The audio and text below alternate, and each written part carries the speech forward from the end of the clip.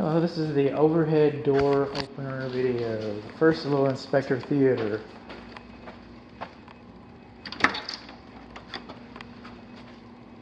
Can I come in? Come on in, Mr. Fire. Door's open for you. Thank you. You always make me feel so warm and comfortable. Okay.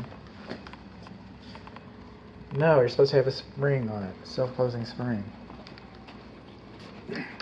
It's also installed inside out. I understand why. Maybe they got, and they probably don't, but do you have tamper-proof hinges? And you do not.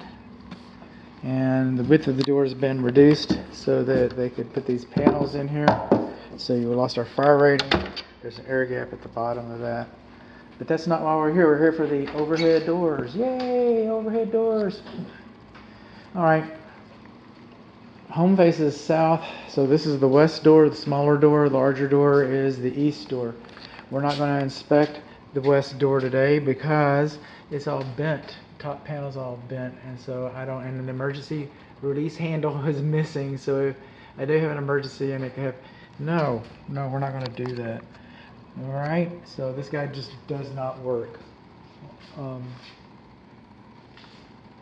What's unique besides the bent panel? Not too much. Oh, bent panel and missing handle. Otherwise, all this is duplicity. So we're missing we do not have GFCI on the ceilings. The house is built in 1980. Okay, our courtesy luminaries are not operating. Our manual door locks have not been decommissioned, so I could lock this door and push the button and cause damage to the door, so we don't want to do that. So we got pull handles inside of our doors. We got spring tension notices inside of our doors. Those are good things. We do not have a warning notice posted inside of our door. We do not have a warning notice posted inside of our door. We do not have a warning notice posted over here on our control buttons. All right, our control buttons are too close to the floor, closer than 5 feet, so little hands can get to them. And then our control wires have been improperly non-insulated staples.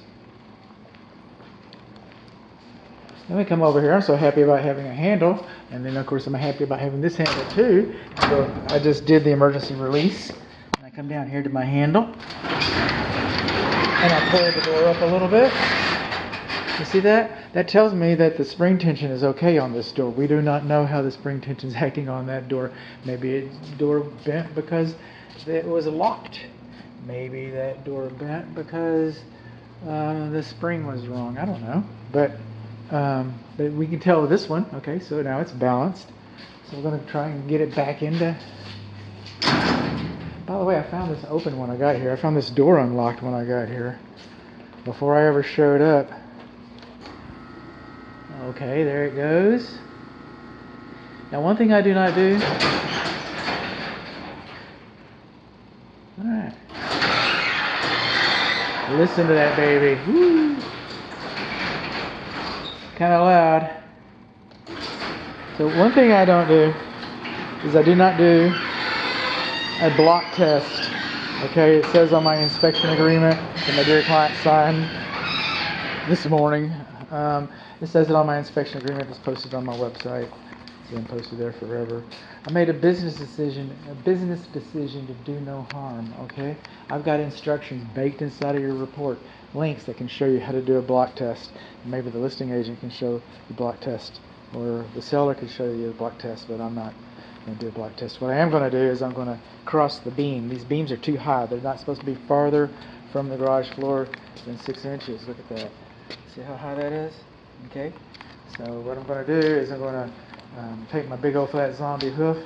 I'm going to dance over here like a fool, and I'm going to make it go into emergency reverse. And that way we know the emergency reverse works. We just haven't done an actual block test. Okay. We have a blockhead test. That's what we're doing. Okay, so the blockhead strolls over here, close sesame, breaks the barrier with his big flat zombie hoof. Here it goes in 9-0 reverse.